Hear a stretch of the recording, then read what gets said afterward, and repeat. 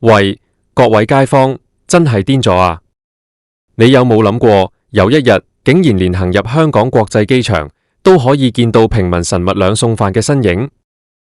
冇錯，呢股全港熱爆嘅雙餸飯旋風，而家已經正式殺到入去最頂級、最講求國際形象嘅機場啦！一盒50蚊起，由市區平民區一路橫掃到大嶼山赤鱲角，全城打工仔一齊力撐。你咪以為食兩餸飯好失禮啊？連影帝發哥周潤發都曾經被街坊捕獲去排隊買兩餸飯，連大明星都係咁樣貼地。到底呢個兩餸飯大爆發嘅現象，係代表住香港人死要面子，經濟真係大不如前，定係一種靈活變通、擁抱生活嘅貼地重生呢？今日同大家由頭到尾好好傾下呢個屬於香港人嘅2026年飲食傳奇。講起兩餸飯，如果大家有印象，其實喺幾年前，即係大概2019年、2020年左右，當時因為疫情爆發，全港食肆入夜之後冇得堂食，大家收工之後都唔知食乜好。就在那個時候，全港各區好似雨後春筍咁，突然之間開咗好多間賣兩餸飯、三餸飯嘅店鋪。當時好多人以為呢啲只不過係一時嘅無奈之舉，係經濟低迷時期嘅短暫產物。等個疫情一過，大家去返酒樓、去返茶餐廳食飯，呢啲鋪頭就會慢慢消失。點知大家都跌晒眼鏡。嚟到2026年，呢個熱潮唔單止冇退卻，反而越演越烈，甚至成為咗香港人嘅日常生活習慣。而最震撼全城嘅消息，莫過於兩餸飯竟然成功進駐埋香港國際機場。大家想象一下，機場係咩地方？以前我哋去機場，一係就係出國旅行好高興，一係就係商務出差。喺機場食一餐飯，喐下都過百蚊，一碗普通嘅雲吞麵或者一個燒味飯，可能都要70、80蚊，甚至過百蚊港幣。對於喺機場返工嘅幾萬個打工仔，好似地勤、清潔工、保安、行李搬運員，以至航空公司嘅後勤人員嚟講，每日食飯都係一筆好大嘅開支。點知最近有大型連鎖兩餸飯店，竟然喺機場進運路嗰邊，或者係機場後勤區域嘅美食廣場隆重登陸，一盒飯賣港幣50零蚊，有菜有肉，熱辣辣，即叫即裝。呢個消息一出，成個網絡即刻炸開咗鑊。大量喺機場返工嘅網民直呼呢個直情係機場大福音，係真正嘅窮人恩物。50蚊喺市區可能算係中等價錢，但係喺物價飛漲嘅機場，可以用呢個價錢食到飽一飽，簡直就係將平靚正發揮到極致。其實兩餸飯點解可以橫掃全城，甚至去到2026年都依然咁有生命力？最核心嘅原因就係因為佢切合咗香港人最講求嘅兩個字：效率同埋實惠。香港人返工節奏有幾快，大家心照啦。放飯時間得嗰1個鐘頭，甚至有啲行業界別得半個鐘頭。如果你去普通茶餐廳，等位要等15分鐘，入到去叫個外賣又要等15分鐘，拎到返公司食得2啖又要準備做嘢。但係兩餸飯呢？你行過去望住個玻璃櫃，指着黑椒薯仔牛柳粒、椒鹽豬扒、番茄炒蛋，阿姐手起刀落，兩嘢幫你裝滿個飯盒，成個過程唔使1分鐘，俾錢走人。呢種速度完美配合咗香港人快、靚、正嘅生活靈魂。而且大家唔好以為兩餸飯就逆流而上只靠平。依家2026年嘅兩餸飯市場已經內捲到一個好瘋狂嘅地步。以前嘅兩餸飯可能淨係得啲咕嚕肉、炒菜心、蒸水蛋，但係依家啲老闆為咗爭生意，真係出盡百般武藝。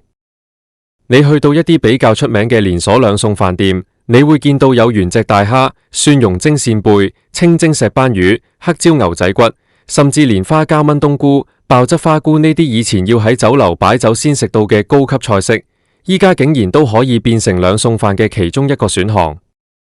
有啲鋪頭仲推出埋燉湯，一盒兩餸飯加一盅無味蒸老火燉湯，都只不過係50幾60蚊港幣。你話咁樣嘅性價比，打工仔點樣可以拒減？如果大家有留意開香港嘅街頭巷尾，去到2026年，你會發現成個香港嘅鋪位生態發生咗好大嘅轉變。以前街頭最旺嘅鋪位，一係就係藥房，一係就係金行、名錶店，再唔係就係啲大型連鎖化妝品店。但係呢幾年，呢啲高消費嘅鋪頭一間一間咁搬走，取而代之嘅竟然就係呢一間間燈火通明、招牌大字寫住50蚊兩餸嘅平民飯店。呢個轉變代表咗啲乜嘢？呢個就係活生生嘅經濟學。以前啲人成日話香港嘅地租咁貴，做平民生意點樣做得住啊？一碗細蓉雲吞麵賣到50蚊，老闆都話貼錢買馬達，但係兩餸飯店偏偏打破咗呢個宿命。點解？因為佢哋將薄利多銷呢4個字發揮到極致。你普通茶餐廳一張台一個晏晝頂多做3、4輪生意，因為客人要坐低睇餐牌，等伙計落單，吹水，慢慢食，再埋單。但係兩餸飯唔同，佢哋好多鋪頭根本就無堂食，或者只有好少嘅企位。你行入去，由指送到俾錢，30秒搞定。一間生意旺嘅兩餸飯店，一個中午可以賣出幾百盒甚至上千盒飯。呢種超高嘅轉變率同現金流，令到佢哋頂得住高昂嘅租金，甚至可以喺一啲以前想都唔敢想嘅核心地段，以至香港國際機場開分店。為咗喺市場上立於不敗之地，依家啲老闆已經唔止係拼邊個嘅咕嚕肉做得好食，佢哋仲要拼服務、拼裝修，甚至拼高科技。你依家行入一啲新開嘅大型連鎖兩餸飯店，你會以為自己行入咗高級日式超市。全店用無印良品風嘅木系裝修，燈光柔和，啲菜式用保溫不鏽鋼盤裝住，下面有恒溫系統，確保個客拿到手嘅時候永遠係熱辣辣嘅。而且好多鋪頭已經引入咗自動點餐機或者手機應用程式落單。你喺條街道行緊嘅時候，用手機冚定你要邊2樣餸，去到鋪頭直接憑二維碼喺個取餐櫃度拎走，連排隊嘅時間都慳返。更誇張嘅係，有啲鋪頭為咗吸引年輕人同中產階級，仲推出咗健康低卡兩餸飯。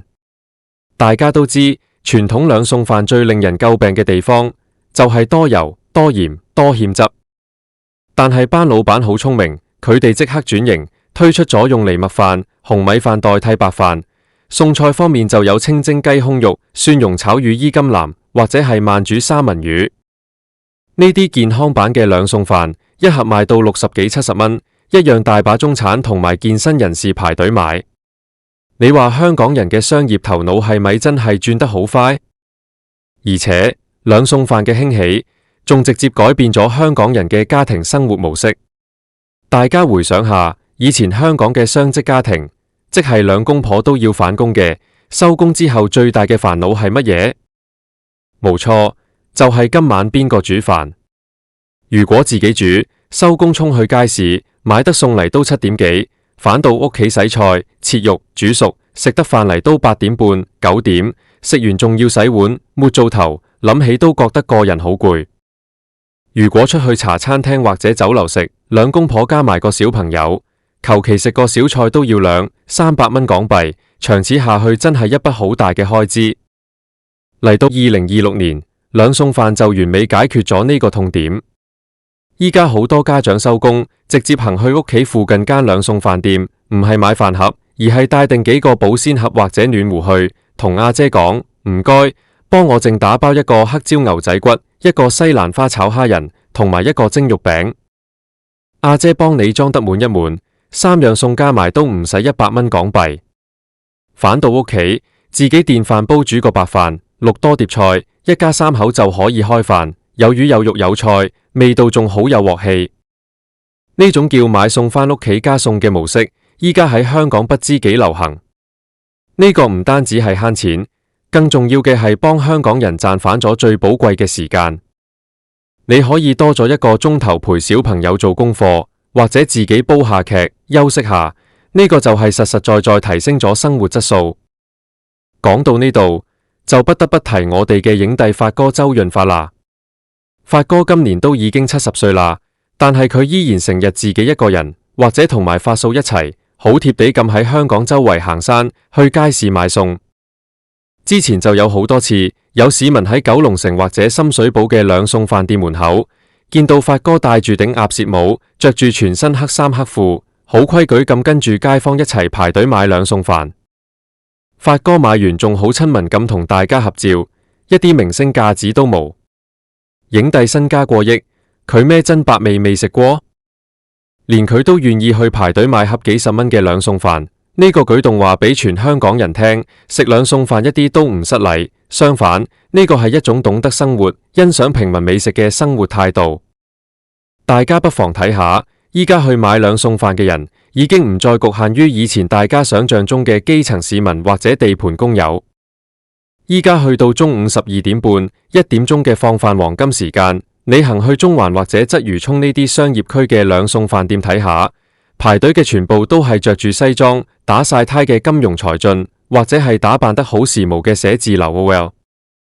大家一隻手拎住個名牌手袋，另一隻手拎住盒兩餸飯，神情自若，一啲都冇尷尬。因為大家都意識到，聰明嘅消費先係最型嘅。50蚊一盒飯，有黑椒牛柳粒同西蘭花炒鮮魷，味道好，份量足，仲可以自由配搭，天天款式唔同。比起以前去茶餐廳食個又貴又頹嘅焗豬扒飯，性價比高出太多。不過，面對兩餸飯開到周圍都係，甚至連高級商業區好似中環、金鐘，仲有今日講嘅機場都有佢嘅蹤影。社會上自然就出現咗好多唔同嘅聲音。有一部分人覺得好悲哀，佢哋認為香港以前係一個國際金融中心，大家追求嘅係高檔消費，食嘅係米芝蓮星級餐廳、西餐、高級日本料理。依家全城都熱捧兩餸飯，連機場都失守，係咪代表住香港嘅經濟真係唔得啦？係咪代表住香港人嘅消費能力大幅下降？大家都要向現實低頭，為咗慳錢而放棄生活質素？甚至有人會覺得，成班人喺條街度排隊買飯盒，好似好無面子，令到成個城市嘅格調低咗。但係，我對呢個現象又有另一番睇法。我覺得呢個絕對唔係咩死要面子嘅難堪局面，相反，呢個係香港人貼地重生嘅最佳證明。香港人最叻嘅係咩？就係適應力強，好似水咁，倒喺咩容器度都可以生存，即係廣東話俗語話齋識得執生。面對近年全球經濟環境轉變，加上本地消費模式嘅改變，香港人唔會坐喺度怨天尤人。打工仔賺錢艱難，咁咪喺日常開支度揾到最精明嘅消費方式咯。與其夾硬去一啲好貴但係質素普通嘅餐廳消費，死撐面子，倒不如實實在在用50蚊買一盒熱辣辣、有魚有肉、味道仲相當唔錯嘅兩餸飯，將省落嚟嘅錢用喺更重要嘅地方，好似供樓、養小朋友或者留返嚟放假去旅行。呢種務實係一種智慧，而唔係一種落魄。呢個背後其實反映出香港人對面子呢兩個字有咗全新嘅定義。喺舊時嘅觀念入面，面子就係出入高級場所，食飯要睇環境，飲杯咖啡都要去5星級酒店，好似咁樣先可以彰顯到自己嘅社會地位。如果被親戚朋友見到自己喺街邊排隊買幾十蚊嘅飯盒，好似就會好冇面子，怕被人笑自己係咪經濟有問題。但係經歷咗咁多年嘅社會轉變、經濟起伏，2026年嘅香港人心態已經變得非常之成熟同埋理性。依家大家覺得真正嘅面子唔係你用咗幾多錢去裝模作樣，而係你可唔可能好聰明、好有智慧咁管理好自己嘅生活。一個月入8、9萬嘅中產專業人士，下晝排隊買盒50蚊嘅兩餸飯，慳返落嚟嘅錢可以用嚟供樓，可以用嚟買自己中意嘅電子產品，或者放假嘅時候買張商務艙機票飛去日本舒舒服服玩1星期。呢種對生活嘅掌控感，先係依家香港人追求嘅新面子。相反，如果為咗面子，每日夾硬去昂貴嘅餐廳消費，食埋啲又貴又唔好食嘅所謂高級商務午餐，每個月底睇住張信用卡月結單頭痛，呢種先至係真正嘅無面子。再者，你睇下啲兩餸飯店嘅老細，佢哋都係香港人靈活變通嘅代表。好多以前開酒樓做高級餐飲嘅老闆，見到市道轉變，無坐以待斃。佢哋將酒樓大廚嘅手藝帶入去兩餸飯嘅廚房。你以為嗰啲咕嚕肉、蒸肉餅好簡單？其實好講求火候同師傅嘅功底，能夠將酒樓級數嘅味道，用快餐嘅效率同平民嘅價錢賣出嚟，呢個本身就係一種好犀利嘅商業模式創新。呢啲鋪頭唔單止拯救咗打工仔嘅荷包，仲創造咗好多就業機會，由廚師、樓面到裝飯嘅阿姐，養活咗好多個家庭。網上甚至有網民開玩笑咁講，兩餸飯其實係香港嘅真文化遺產。你想了解香港人？唔使去博物館，你去任何一間旺區嘅兩餸飯店門口企半個鐘頭，你就可以睇到最真實嘅香港浮世繪。排隊嘅人入面，有啱啱收工汗流浹背嘅建築工人，有行到摺背趁放飯時間出嚟揾食嘅速遞員，有穿着得體講住流利英語嘅寫字樓行政人員，亦有一頭白髮拿着買餸袋嘅老人家。喺呢個小小的排隊隊伍入面，沒有高低貴賤，大家嘅目標只有一個，就係用最合理嘅價錢換取一餐飽足。呢種平等、包容而且充滿生活氣息嘅畫面，其實就係香港這座城市最美麗、最迷人嘅地方。所以話兩餸飯殺入香港機場，甚至橫掃全港，絕對係香港飲食文化史上一個好重要嘅里程碑。佢打破咗階級，模糊咗貧富嘅界線。無論你係月入10幾萬嘅專業人士，定係喺機場默默耕耘嘅後勤員工，抑或是身家豐厚嘅影帝發哥，大家食落口嘅都係嗰一盒充滿鑊氣，象徵住香港人精神嘅兩餸飯。呢個現象由當初被視為窮人一物嘅無奈選擇，到今日殺入機場，橫掃全城，甚至成為一種時尚、一種精明消費嘅象徵。佢嘅發展軌跡，其實就係香港人精神嘅最佳體現。香港人從來都唔怕逆境，因為我哋知道面子唔可以當飯食，但係靈活變通、腳踏實地，就一定可以幫我哋行出一條新路。呢個唔係向現實低頭，而係一種充滿生命力嘅貼地重生。無論未來嘅日子點樣轉變，我相信只要呢種識得執生、務實而又充滿智慧嘅獅子山精神仲喺度，香港人就一定可以繼續創造出更多屬於我哋自己嘅奇蹟。各位觀眾朋友大家好，如果你呢排有去開旺角，或者留意住香港嘅餐飲業，你一定會發現一個令人好震驚嘅現象。以前去到邊度都總有一間喺左近，食晏時間排長龍嘅譚仔三哥，而家竟然變得拍烏蠅，甚至傳出做唔住要黯然退市嘅消息。相反，行多兩步去到旺角嘅街頭，你會見到幾間新開嘅內地過江龍餐廳，門口排隊排到倒流反轉彎，原因竟然係打住免費任加粉麵底、嘢飲無限續杯嘅旗號，用人民幣20-30蚊嘅性價比，直接喺香港賣港幣30-40蚊。好多網民食完之後喺網上喊晒口咁話，等咗咁多年，香港終於有反真正平靚正嘅嘢食啦。今日我哋就嚟深度起底呢場香港米線界嘅世紀大洗牌。到底點解當年被奉為香港精神，甚至成功賣俾日資遠歸製麵母公司，風光上市嘅譚仔，今日會行到去70蚊一碗都無人食嘅困境？而呢班氣勢洶洶嘅內地過江龍，又係用咩招數血洗旺角，逼到香港本地餐廳無路可逃？要講呢個故事，我哋首先要將時間倒流返去以前。講到譚仔，相信每一個土生土長嘅香港人心目中都有一個屬於自己嘅特辣、炸醬、雞肉、米線密碼。譚仔米線唔單止係一碗粉，佢直情承載住香港人由1990幾年到2010年代嘅集體回憶。當年由湖南嚟到香港嘅譚氏家族喺長沙灣開咗第一間店，靠着獨創嘅麻辣湯底，加埋平民化嘅價錢，迅速征服咗全港市民嘅胃口。當年10幾20蚊有一碗米線，加2-3款餸都係30蚊左右，對於學生哥、打工仔嚟講，簡直係恩物。而且譚仔阿姐嗰種帶有濃厚鄉音嘅墨丸與春辣粵語，更加成為咗香港一種獨特嘅本土文化符號。去到2017年，日本餐飲巨頭東利多控股睇中咗譚仔喺香港嘅驚人賺錢能力，用咗超過11億港元，一口氣收購咗譚仔雲南米線同譚仔三哥米線，將兩大家族品牌合二為一。2021年，譚仔國際更加喺香港交易所正式掛牌上市，嗰陣時真係風光無限，個個都以為譚仔已經由一間街坊米線鋪變成了香港餐飲界嘅巨無霸，地位無可撼動。但係花無百日紅，上市之後嘅譚仔為咗對股東負責，為咗追求利潤嘅最大化，開始走上了一條極致標準化同埋不斷加價嘅不歸路。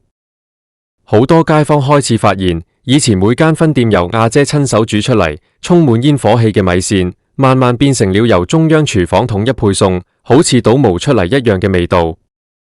湯底好似變稀咗，以前辣湯嗰種濃郁嘅焦香味冇咗，炸醬嘅份量越嚟越少，以前一啖米線一啖肉碎嘅滿足感不復存在。最致命嘅係啲餸嘅份量縮晒水，啲雞肉薄到好似紙咁，墨魚丸又細粒咗。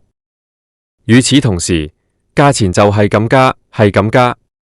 以前30零蚊食到飽一飽，而家入到去一個基本湯底，加2、3樣餸，再嗌多杯凍檸茶，加埋加一服務費，隨隨便便買單都要成70幾蚊，甚至接近80蚊。大家試下諗下，70蚊食一碗米線，到底值唔值？以前香港人肯俾，係因為冇得揀，又或者係出於一種對本土品牌嘅情懷。但係當你發現你俾咗70蚊，換嚟嘅係服務態度一般、環境逼夾、食物質素倒退、份量又填唔飽肚嘅連鎖快餐，你內心嗰種不滿就會慢慢累積。而家網上求其開一個討論區，都可以見到無數網民嘅怨言。有人話而家去譚仔食嘢，好似乞求佢俾2塊肉我咁；有人話70蚊我不如去食茶餐廳嘅下午茶，起碼有一大塊扒加多件多事。就喺譚仔因為內部管理僵化、性價比跌到谷底嘅時候，香港嘅餐飲市場環境喺呢2年發生咗翻天覆地嘅巨變。大家都知道，自從2023年初全面通關之後，香港人掀起了一股勢不可擋嘅北上消費狂潮。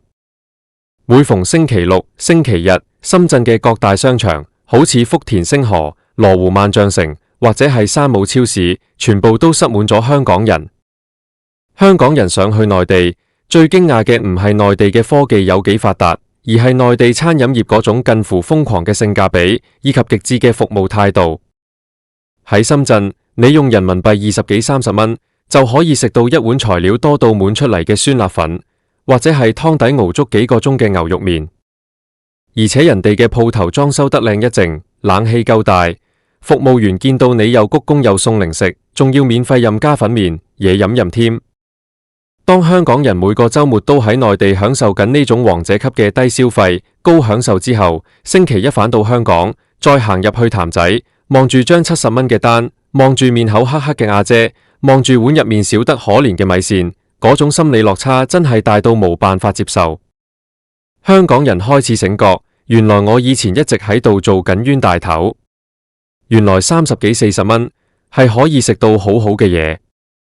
呢種消費覺醒，直接導致咗香港本土餐飲業嘅寒冬，但同時亦都為內地嘅餐飲品牌提供了一個黃金機會。既然香港人咁鍾意北上食嘢，咁呢班內地嘅餐飲巨頭點解唔直接過江落嚟香港，主動送上門呢？於是，一場由內地過江龍發起嘅餐飲風暴，喺2024年到2026年之間，以雷霆萬鈞之勢席捲全香港，而風暴嘅中心點就係全香港人流最多、競爭最激烈嘅旺角。如果你最近有行過旺角西洋菜南街或者通菜街，你會發現成條街嘅格局變晒。以前開到周圍都係嘅本地茶餐廳、小食店，一間一間咁執笠，取而代之嘅係一排排簡體字招牌，裝修到五顏六色、充滿活力嘅內地連鎖品牌，由蜜雪冰城、富迪咖啡到各種主打酸辣粉、重慶小麵、蘭州拉麵、潮汕牛肉餅嘅麵食店，排隊嘅人龍由鋪頭入面一直延伸到條街道。其中最令香港餐飲界震動嘅係呢班過江龍將內地嗰套內捲到極致嘅商業模式，原汁原味咁搬咗落嚟香港。大家想象下，喺旺角呢種寸金尺土、租金貴到嚇死人嘅地方，竟然有鋪頭咁打出38蚊一碗招牌粉，免費無限次加粉加麵。仲有人哋杯大檸檬茶，只係賣港幣9蚊或者10幾蚊，仲要打住消費滿指定金額，全店飲品無限續杯嘅旗號。呢種玩法對於一向習慣咗加底加5蚊，凍飲加3蚊，想要多張紙巾都面露難色嘅香港傳統餐飲業嚟講，簡直就係降維打擊，係一種不講武德嘅血洗。好多網民第一時間衝去朝聖，食完之後紛紛喺社交平台出帖，直言直語咁話，終於喺香港食到平靚正嘅嘢食啦。有網民分享佢哋嘅真實體驗，話去到旺角一間新開嘅內地連鎖拉麵店，嗌咗一碗39蚊嘅蘭州牛肉麵。碗麵一上台，入面有5-6片厚切牛肉，湯底清甜。而最震撼嘅係，當你食到一半嘅時候，只要同店員講一聲加麵，人哋真係即叫即拉一碗新鮮嘅麵條，直接倒落你碗度，完全唔收錢。有啲大胃王甚至連續加咗3次麵，最後買單都只係39蚊港幣。大胃王網民直言：呢度係旺角啊！以前39蚊喺旺角茶餐廳，連一個下午茶餐都未必買得到，仲要食到一肚氣。而家39蚊可以食到撐住個肚行返出嚟，真係想喊，好似見到餐飲業嘅救星咁。除咗價錢平、份量大之外，呢班過江龍嘅食物味道，亦都令到好多香港人驚艷。因為內地嘅餐飲市場競爭實在太激烈，能夠喺成千上萬間鋪頭入面脫穎而出，有能力開到嚟香港嘅，全部都係底子非常厚、供應鏈做到極致嘅連鎖巨頭。人哋嘅酸辣粉用嘅係真正由四川運過嚟嘅紅薯粉，口感彈牙；人哋嘅湯底係用幾十斤牛骨真材實料熬足10幾個鐘，而唔係用化學粉沖出嚟。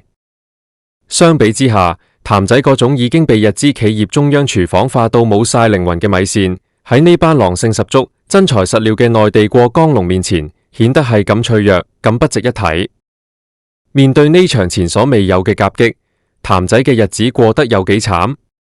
我哋唔需要憑空斷定，直接睇數據就一清二楚。根據譚仔國際之前公布嘅財報顯示，佢哋嘅淨利潤出現咗大幅度嘅倒退。喺香港呢個核心市場，佢哋嘅同店銷售額不斷下跌，翻台率亦都創下咗新低。為咗挽救業績，譚仔高層其實都做咗好多嘗試，例如，佢哋推出咗好多奇奇怪怪嘅新湯底，好似咩麻辣番茄湯、冬蔭功湯，甚至同各個品牌搞聯成，請好多當紅嘅 Mirror 成員或者 YouTube KOL 嚟做代言人拍廣告。但係香港人嘅眼睛係雪亮嘅，你用幾百萬去請明星拍廣告，但係轉頭一碗米線繼續收我70蚊，入面嘅肉依然係得嗰2-3片，味道依然係咁淡，邊個還會為你嘅廣告費買單？大家去食米線，要嘅係一碗熱辣辣、份量足、性價比高嘅 comfort food， 而唔係想睇你個明星代言人。譚仔似乎放錯咗重點，將精力擺晒喺營銷度，而忽略咗餐飲業最核心嘅根基食物本身嘅質素同埋性價比。而家網上更加傳出，因為業績實在太差，母公司日本東利多已經對香港市場失去耐心，甚至有投資界人士分析，譚仔如果再唔能夠止跌回升，未來好大機會要面臨縮減規模，甚至黯然退市嘅悲慘結局。雖然譚仔官方無正式承認退市傳聞，但係喺現實中，我哋已經見到好多老字號嘅譚仔分店，因為租約期滿而選擇唔續約，默默咁拉下鐵閘。以前一條街有2間譚仔嘅盛況，已經一去不復返。講到呢度，可能好多人會好奇，點解內地過江龍可以用咁平嘅價錢喺香港提供咁高質量嘅嘢食？難道佢哋唔使交租？難道佢哋唔使請人？香港嘅人工同租金咁貴，佢哋點樣做到免費任加都唔蝕本？呢個就涉及到了現代餐飲業最核心嘅供應鏈戰爭。內地過江龍背後依靠嘅係全中國，甚至係全世界最強大、最成熟嘅餐飲供應鏈。好似某一間主打酸辣粉嘅品牌，佢哋喺內地有幾千間分店，佢哋買辣椒、買紅薯粉、買牛肉，係以幾千噸甚至萬噸做單位嚟同供應商壓價。當佢哋嘅採購成本低到你無法想象嘅時候，即使香港嘅物流成本高少少，運到落嚟香港，佢哋嘅物料成本依然遠遠低於香港本地嘅單打獨鬥嘅餐廳，甚至低過譚仔。第二，係人哋嘅數碼化管理已經去到極致。你去到呢啲過江龍鋪頭，由門口排隊入座，用微信或者支付寶數碼點餐，到最後自動結賬，成個過程完全唔需要用到侍應。一間鋪頭可能只需要2-3個廚師喺廚房負責將預製好嘅湯底同麵條加熱，同埋1-2個洗碗工，就可以應付一日幾百個客。相反，香港好多傳統餐廳，包括譚仔，雖然都有用 QR Code 點餐，但係喺人手配置同流程優化上，依然好依賴人工。香港而家洗碗工人工要2萬蚊，侍應要1萬幾2萬蚊，人工成本極高。內地過江龍用極致嘅數碼化，將人手壓縮到最少，將慳出嚟嘅成本直接回饋返俾消費者，變成免費任加粉麵嘅福利。面對呢種全方位嘅碾壓，香港本地餐飲業，包括譚仔，到底仲有冇生路？好多老一輩嘅香港餐飲業老闆，到今日都仲喺度抱怨，話香港人崇綠，話香港人唔支持本地經濟，話內地品牌搞惡性低價競爭。但係，我想好坦白咁講一句，呢個世界消費者嘅銀包係最誠實嘅。喺以前經濟好，個個賺到錢嘅年代，香港人可能唔介意消費貴少少，當係買個方便，買個情懷。但係經歷咗過去幾年嘅經濟下行，打工仔減薪、失業，每個人嘅荷包都縮晒水。喺呢種環境之下，大家消費每一分錢都會計到盡。當有一間鋪頭可以用38蚊帶俾我高質量、飽肚而且服務態度良好嘅體驗，而另一間鋪頭要收我70蚊，仲要俾我面色睇，份量縮水。如果你係消費者，你會點揀？呢個根本唔係咩政治立場或者情懷嘅問題，呢個係純粹嘅市場經濟規律，係優勝劣汰嘅自然法則。香港傳統餐飲業如果繼續執迷不悟，以為靠住本土情懷4個字就可以一世無憂，繼續用高傲嘅態度對待消費者，用高昂嘅價錢提供劣質嘅服務，咁被市場淘汰只係時間問題。譚仔今日嘅困境，其實係成個香港傳統餐飲業嘅縮影。由以前嘅風光上市，到今日嘅70蚊碗無人食，黯然退市傳聞。佢衰落嘅原因，唔係因為對手太強，而係因為佢自己忘記咗初心。佢忘記咗當年自己之所以能成功，係因為佢貼地，因為佢性價比高，因為佢係真正屬於全香港市民嘅平民飯堂。當一個品牌為咗迎合資本市場，選擇犧牲質素，瘋狂加價，將自己同普通市民越推越遠嘅時候，佢就已經注定咗今日嘅結局。而呢班內地過江龍嘅湧入，雖然對本地餐飲業造成咗巨大嘅衝擊，但從另一個角度睇，未嘗唔係一件好事。佢好似一條盲籌放入咗個魚缸度，激活咗成個死氣沉沉嘅香港餐飲市場。佢迫使香港本地嘅餐廳必須要放下身段，真正去思考點樣提高食物質素，點樣優化管理，點樣提升性價比，去重新贏回香港人嘅心。對於我哋呢班普通消費者嚟講，呢場大戰最大嘅受益者始終係我哋自己。至少而家我哋行入旺角，唔使再面對千篇一律又貴又難食嘅連鎖店，而係多咗無數平靚正嘅選擇。呢場旺角街頭嘅米線大戰，到底最後邊個可以笑到最後？譚仔能唔能夠絕地反擊，重新揾返當年嘅光輝？定係會被內地過江龍徹底趕出歷史舞台？我哋大家拭目以待。不過無論如何，作為一個中意食嘢嘅香港人，見到而家30幾40蚊就可以食到飽一飽，仲可以免費任加粉麵，我內心真係同班網民一樣，覺得非常高興。多謝大家收看，如果你都食過呢啲旺角新開嘅過江龍，或者對譚仔而家嘅質素有咩睇法，歡迎喺下面留言話我知，一齊討論下。我哋下條影片再見，拜拜。大家有冇發覺，而家喺香港出街食飯，好似越嚟越唔知自己食緊啲乜嘢啖？以前我哋講起港味，第一時間諗到嘅係大排檔嗰種夠鑊氣嘅炒牛河，茶餐廳裏面師傅即叫即沖嘅絲襪奶茶，或者係燒臘檔嗰種熱辣辣、斬到件件流汁嘅叉燒。但係唔知由幾時開始，呢啲令我哋引以為傲嘅味道，好似一件一件咁喺度消失緊。取而代之嘅係行入10間唔同嘅餐廳，食出嚟嘅味道竟然有90%相似。如果你最近都覺得香港啲嘢食變到衰咗，冇晒特色，甚至連一碗普通嘅白飯都好似怪怪地咁，我今日要同你揭開一個殘酷嘅真相。香港其實已經默默失去咗原本嘅港味，因為內地嘅預製菜已經全方位攻佔咗香港嘅餐飲市場。最誇張嘅係，而家連你食緊嗰碗飯都可能係預製包裝嘅，好多餐廳嘅後欄竟然連火都唔使開，剪開個包裝袋叮熱或者熱水浸一浸就可以收你70-80蚊一餐。呢件事聽落好似好不可思議，但其實已經係大家身邊每日發生緊嘅現實。好多人以為預製菜只係喺內地流行，或者覺得香港人對食感有要求，點會接受到呢啲科技與狠活？但現實係，香港嘅餐飲業正面對住前所未有嘅寒冬同轉型壓力。由2020年開始，經歷咗幾年嘅疫情打擊，再加上近年通關之後，香港人瘋狂北上消費，令到本地餐飲業嘅生意額大跌。面對住人工貴、租金貴、食材貴呢3座大山，香港嘅老細如果想要生存，最快、最有效率降低成本嘅方法，就係引入內地已經發展得非常成熟嘅預製菜供應鏈。如果你最近呢2-3年有留意，去一啲連鎖茶餐廳或者連鎖快餐店食嘢，點一碟咖喱牛腩飯或者一碟梅菜扣月飯，你會發現出菜嘅速度快到驚人。你啱啱俾完錢，坐低唔夠2分鐘，兜飯就已經擺咗喺你面前。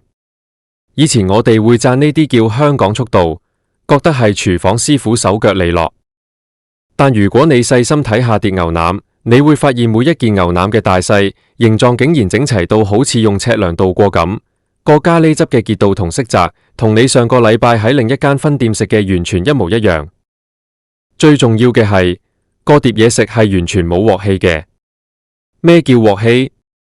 嗰種大火爆炒，廚房生鐵鑊同黃沙蜆殼敲擊，油脂喺高溫下揮發出嚟嘅焦香味，而家基本上揾唔到。點解？因為廚房根本就冇開過火，亦都冇師傅喺度拋鑊。個廚師其實只係一個剪袋員，負責將個鋁箔紙袋或者塑膠袋剪開，倒落個碟度，再用微波爐或者蒸櫃加熱，就咁就出得菜。最令人震驚嘅，莫過於連白飯呢種最基礎、最應該即叫即蒸嘅嘢，都開始變成預製。以前香港嘅茶餐廳後欄一定有幾個大飯煲，由朝到晚不停咁煲飯，行過都會聞到一陣陣淡淡嘅飯香。但而家好多餐廳為咗慳水、慳電、慳人手，加上想做到份量精準控制，直接由內地入口一盒盒已經煮好、真空包裝嘅預製米飯。呢啲飯喺工廠煮好之後，用極低溫冷凍技術保存，運到香港嘅餐廳，店員只需要放入特製嘅加熱機入面，幾十秒就可以出到一碗熱騰騰、賣相好靚嘅白飯。但如果你食落把口，你會發現呢啲飯完全冇米香。口感一係就死實實，一係就黏糊糊，而且放涼咗之後會硬得好快。連一碗飯都要用預製，香港嘅餐飲到底發生咗咩事？要明白呢個現象，我哋就要睇下內地預製菜到底發展到一個點樣恐怖嘅規模。喺2024、2025同2026呢幾年，內地嘅預製菜技術已經進化到你想象唔到嘅地步。以前嘅預製菜可能只限於點心、水餃呢類嘢食，但而家由點心、燒臘、老火湯到大排檔小炒魚、小炒皇、椒鹽鮮油、生炒骨，甚至係複雜到要燜幾個鐘嘅爆心翅肚，全部都可以做出預製包裝。內地嘅大型食品加工廠一日可以生產幾10萬份呢啲菜式，而且因為有強大嘅研發團隊，佢哋可以用調味劑、增稠劑、保鮮劑，將味道調配到極之穩定，甚至利用高壓滅菌同急凍技術，將保質期延長到幾個月甚至1年。當呢啲預製菜以極低嘅批發價源源不絕淡運嚟香港，對本地餐廳老闆來講，真係一個冇辦法拒絕嘅誘惑。我哋可以計一筆賬，喺香港請一個有經驗嘅炒鑊師傅，而家月薪起碼要25,000蚊到3萬蚊港幣，而且仲要好難請人，年輕一代根本唔肯入行入廚房受苦。再加上請一個洗碗，一個幫廚，單係廚房嘅人力成本，一個月就要6-7萬蚊。如果用傳統方法，你每日要一早去街市買新鮮食材，返嚟要洗、要切、要醃，呢度全部都係時間同人工。而且新鮮食材擺得2日就會變壞，損耗率好高。但係如果轉用預製菜，成個故事就完全變晒。餐廳老細唔再需要請高薪嘅大廚，只需要請一個月薪15,000蚊嘅普通雜工，識得睇說明書，識得開微波爐或者蒸櫃就得。廚房嘅面積可以縮減到原本嘅1/3，甚至1/4，因為根本唔需要大爐灶，唔需要強烈嘅抽風系統，亦唔需要擺放咁多生肉、蔬菜嘅雪櫃。縮減出嚟嘅廚房面積可以擺多幾張台，多收幾個客。而且預製菜嘅成本極之固定，一包梅菜扣月可能批發價只需要10蚊港幣，一盒預製飯2蚊，加埋成本12蚊，轉手喺中環或者旺角賣7-80蚊一個午餐套餐。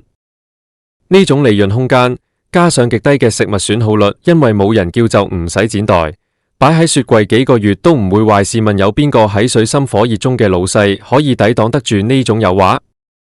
所以不知不覺間，香港好多街頭巷尾嘅食肆都開始預製化。最明顯嘅就係連鎖港式點心店。以前香港人放假最中意去飲茶，講究嘅係即叫即蒸，點心師傅喺後欄新鮮包蝦餃、燒賣，上台嘅時候熱氣騰騰，蝦肉爽口彈牙，呈面皮晶瑩剔透。但而家除咗少數幾間堅持手工做嘅高級酒樓之外，街坊見到嘅點心專門店，有90%以上嘅點心都係內地工廠直接冷凍運落嚟嘅。啲蝦餃一蒸出嚟，個皮又厚又硬，入面隻蝦死實完全冇鮮味，豬肉餡仲有一股好重嘅蒜味。呢啲點心喺工廠嘅生產線上，1分鐘可以出產幾百個，工人都係機械式咁操作。當你喺香港用幾十蚊買一籠燒賣，以為自己食緊傳統手工藝嘅時候，其實你食緊嘅同內地某個2線城市超市冷凍櫃賣嘅5塊錢一包嘅包裝食品，本質上係一模一樣。不單止點心，連香港最核心嘅飲食靈魂茶餐廳都正在全面失守。以前去茶餐廳，精髓在於百搭同靈活，你想多式、扣底、走清，廚房都可以即時為你調整。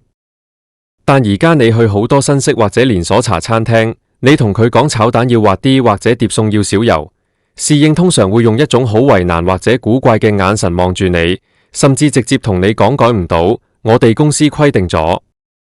點解改唔到？唔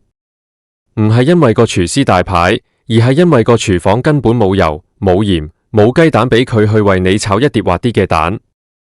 個廚房只有一包包寫住冷凍滑蛋液或者已經整好嘅微波滑蛋圈，佢唯一可以做嘅就係按一按微波爐嘅按鈕。你叫佢點樣為你少油？個油份一早喺幾百公里外嘅加工廠入面，按照化學配方調配好，封好口啦。甚至乎連一向被視為最考師傅功夫嘅老火湯、燉湯，而家都變成咗預製菜嘅重災區。好多茶餐廳門口擺個牌，寫住今日例湯，椰子雞燉乳鴿或者花膠響螺片燉雞，聽落好滋補，好似煲咗5-6個鐘咁。但如果你去後欄睇下，你會發現根本冇一個大湯煲喺度熬骨頭。佢哋用嘅係一袋袋嘅濃縮湯底，或者一罐罐嘅餐飲專用湯。一包1公斤嘅濃縮湯膏，加幾十公升水，煮滾之後，再隨便倒啲切好嘅現成肉碎落去，就變成咗一鍋所謂嘅老火例湯。你飲落去會覺得好鮮甜、好濃郁，但係飲完之後，成個下晝都會覺得喉嚨甜到不得了，要瘋狂飲水。呢種就係典型的科技味道，而唔係食材經過長時間慢火熬煮釋放出來嘅天然膠質同鮮味。呢種預製菜風暴對香港餐飲文化嘅傷害，遠遠不止於味道變差咁簡單，更深遠嘅影響係令到香港嘅飲食文化失去咗多樣性同人情味。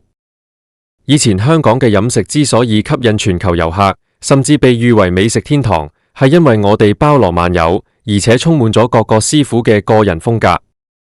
就算係一間普通嘅茶餐廳，唔同師傅炒出嚟嘅乾炒牛河，味道、顏色、鑊氣都會有少少分別。呢間嘅豉油味重啲，嗰間嘅辣味出啲，呢種不確定性同獨特性，正正就係飲食嘅樂趣所在。香港人好有口福，因為我哋識得分辨咩叫好嘢，咩叫用心做嘅食物。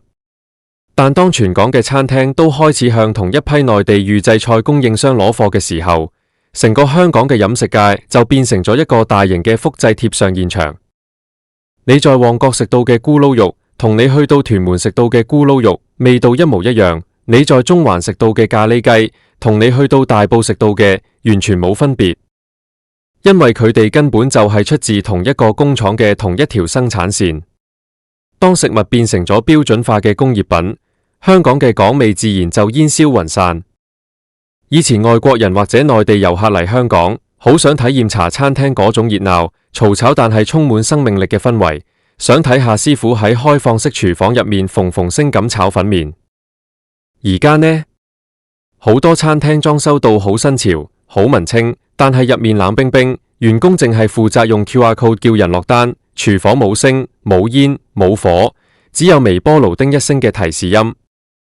呢種餐飲同去便利店買個波仔飯有咩本質上嘅分別？更令人擔憂嘅係食品安全同營養價值嘅問題。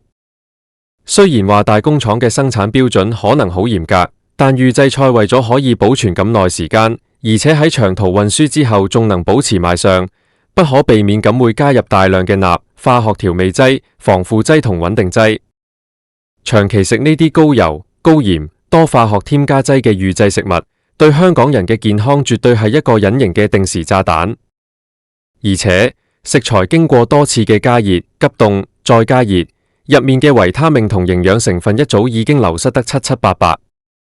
你以為自己食緊一餐營養均衡嘅有肉有菜午餐，但實際上你食入肚嘅只係一堆充滿化學調味嘅熱量同纖維，完全冇營養價值可言。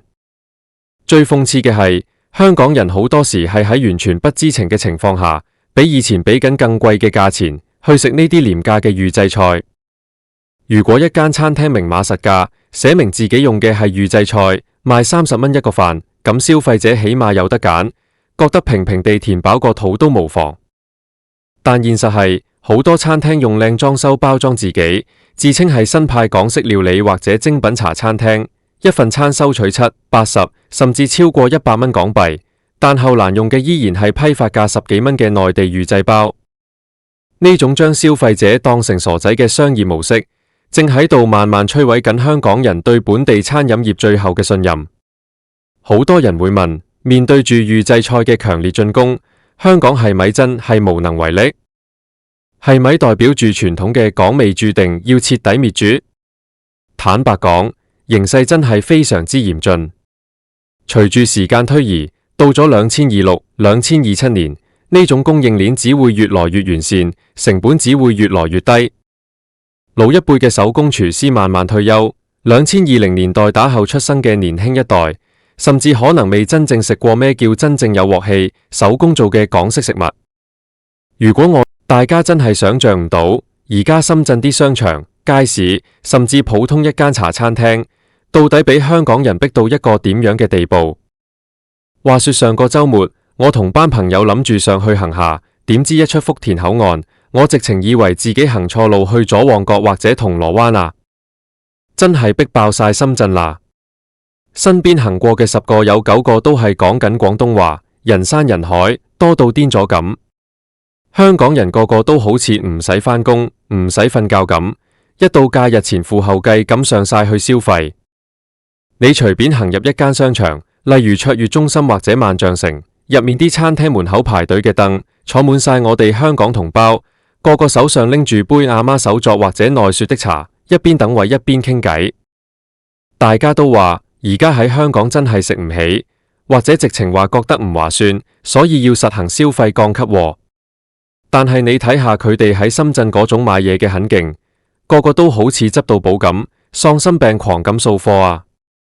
去黑馬先生或者山姆會員店睇下，嗰度先至係主戰場。你經常會見到一幕，一個50幾歲，即係50幾嘅香港師奶，同埋一個30幾歲，即係30幾嘅 OL， 兩個人合力推住架大到好似張床咁嘅購物車，入面塞滿晒大包小包嘅牛肉乾、巨型卷子、康貝蛋糕，甚至幾大箱嘢飲。佢哋一邊將啲嘢塞入個行李箱，一邊好興奮咁同隔壁個路人講：哇！你睇下呢袋豬肉脯，香港買要成100蚊，呢度幾廿蚊人民幣就有交易，真係抵到爛。講真，呢種消費降級其實聽落有啲諷刺。表面上，大家係因為覺得香港生活成本高，經濟壓力大，所以選擇將消費力轉移，好似降咗格咁。但係你睇到佢哋喺深圳嗰種爆發式嘅買法，根本就唔係降級，而係換個地方消費升級。喺香港，1100幾蚊可能只係夠2個人食一餐普通嘅日本料理，服務員仲要面窿窿咁催你交台。但係嚟到深圳呢度，同樣係攞住1000幾百蚊，你直情可以當自己係大爺。你可以先去揼個骨，接個竹葉，然後再去食一餐熱辣辣、份量足到飛起嘅潮汕牛肉火鍋。食完之後再去行超市掃貨，買埋2-3袋茶飲麵包返香港。呢種全方位嘅滿足感同大佬級別嘅消費體驗，真係令好多香港人一試難忘。上癮一樣，每個禮拜5下班就自動自覺去羅湖或者落馬洲報到。我哋不妨坐低理智咁分析下，到底係咩原因令到咁多香港人不惜每個禮拜舟車勞頓都要湧上去深圳消費？首先，最直接、最核心嘅原因，肯定就係性價比呢3個字。用香港人最親切嘅話嚟講，就係抵食夾大件。近年來，深圳嘅餐飲同服務業發展得真係好快，無論係食物嘅質素、裝修嘅風格，定係服務員嘅態度，都進步得好犀利。以前大家可能覺得內地嘢食唔夠衛生，或者裝修好土氣，但而家行入去，間間都高大上，文青風、工業風、復古風應有盡有，拍照打卡一流。最緊要係價錢真係平得令人髮指。你想想喺香港食個普通嘅茶餐廳常餐，茶酒加個沙爹牛麵，隨時都要50幾60蚊，即係50幾60蚊。如果想食好少少，去食餐酸菜魚或者烤魚，2個人無400-500蚊都行唔出門口。但係喺深圳呢，200蚊人民幣已經可以食到一條好大條、配料滿滿嘅正宗重慶烤魚，仲要包埋汽水任飲、白飯任裝。對於普通打工仔嚟講，呢個數一對比，心入面本賬簿自然就識得算。邊度可以令到自己賺返嚟嘅血汗錢用得最花得高興，用得最值，大家自然就會去邊度，呢個係最基本嘅人性。而且除咗食之外，深圳嘅娛樂項目真係多元化到令香港人眼界大開。喺香港，放假行街唔係去海港城就係去時代廣場，行嚟行去都係嗰幾間連鎖店，悶到發慌。睇戲、唱 K 呢啲活動，大家都已經玩到厭晒。但係深圳呢？人哋有大型嘅室內滑雪場、室內衝浪館、幾千尺嘅電玩賽車城，仲有各式各樣嘅密室逃脫同劇本殺。對於20-30歲，即係20-30嘅香港後生仔女嚟講，呢啲簡直就係新大陸。佢哋可以喺度玩足一日都唔會重陽。對於年紀大少少，好似40幾歲，即係40幾或者50幾歲，即係50幾嘅中年家庭客，人哋有大型嘅 SPA 水療會所，入面裝修到好似5星級酒店咁，只要俾一個入場費，就可以喺入面留足24小時。入面有免費嘅生果任食，哈根達斯雪糕任攞，有私人影院睇戲，有電腦打機，仲可以舒舒服服咁瞓個晏覺，揼個中醫推拿。呢種一站式嘅放鬆體驗喺香港根本揾唔到，就算有，個價錢都肯定係天價。所以香港人一去到，自然就會覺得真係好似入咗天堂咁，覺得每一樣嘢都真係抵到爛。再講而家嘅交通便利程度，真係幫呢股北上消費潮加咗一把好大嘅火。高鐵20分鐘就由西九龍去到深圳北，東鐵線一程車直達羅湖或者落馬洲，仲有各種跨境全日通巴士、保姆車，基本上由你出門口到去到深圳，最快1個鐘頭內就可以搞掂。對於新界區或者住喺鐵路沿線嘅居民嚟講，去深圳可能比去銅鑼灣或者尖沙咀仲要快，仲要方便。加上自從實行咗港車北上政策之後，好多有車嘅香港家庭，每逢週末就一家大細揸住部香港車經港珠澳大橋或者深港西部通道直接上去。個車尾箱大一大，去到山姆或者 Costco 呢啲美式大型倉儲超市，真係好似唔使錢咁，一箱一箱車厘子，一打一打大長條麵包，幾十包一袋嘅零食，瘋狂咁往車尾箱載，直到個車尾箱塞到連一絲手指出入嘅聯位都冇，先至心滿意足咁揸車返香港。除咗硬件之外，軟件上嘅對接都做得非常之好。以前上去消費，最麻煩嘅就係要換人民幣現金，或者要搞個內地銀行戶口先可以用到電子支付。但而家呢，香港嘅 WeChat Pay HK 同埋 Alipay HK 已經全面打通咗內地嘅消費網絡。你上去直接用香港嘅電子錢包，佢會自動幫你按即時匯率折算成港幣扣錢。你無論係搭地鐵、搭巴士、去路邊攤買串燒，定係去大商場食飯，只要一部電話攞出嚟，都一刀個 QR 碼就搞掂，方便到不得了。甚至連內地最流行嘅外賣 App， 比如美團、大眾點評或者叫車 App 滴滴出行，都可以直接綁定香港嘅信用卡或者電子錢包。好多香港人去到酒店或者去到揼骨場，就直接打開美團叫外賣，叫杯喜茶或者一點點，幾十分鐘就直接送到你面前。呢種無縫對接嘅消費體驗，令到香港人上去消費嘅心理門檻直接降到去零。不過講到最觸動香港人神經，令到大家寧願上深圳都唔想留喺香港消費嘅原因，始終都係服務態度呢個問題。呢個真係好多年來好多香港人心入面嘅一根刺。喺香港，因為租金貴、人工高，好多餐廳同鋪頭都要面對極大嘅生存壓力。為咗做多幾輪生意，翻台率要高，於是好多時啲服務員就會不自覺咁擺出一副好心急，甚至係不耐煩嘅面孔。你坐低食餐飯，啱啱擺低筷子，個阿姐就已經手快快過嚟收走你個碗，然後用一種暗示你食完好行啦，出面好多人排隊嘅眼神望住你。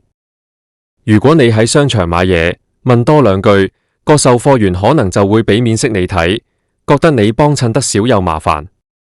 呢種貼錢買難受嘅體驗，真係令到好多香港人覺得好氣餒、好無癮。但係一去到深圳，情況就完全相反啦。內地嘅服務業競爭大到難以想象，所以人哋將顧客至上呢4個字真係發揮到極致。你一入到去，服務員個個都笑面迎人，好主動咁同你打招呼，叫你帥哥美女。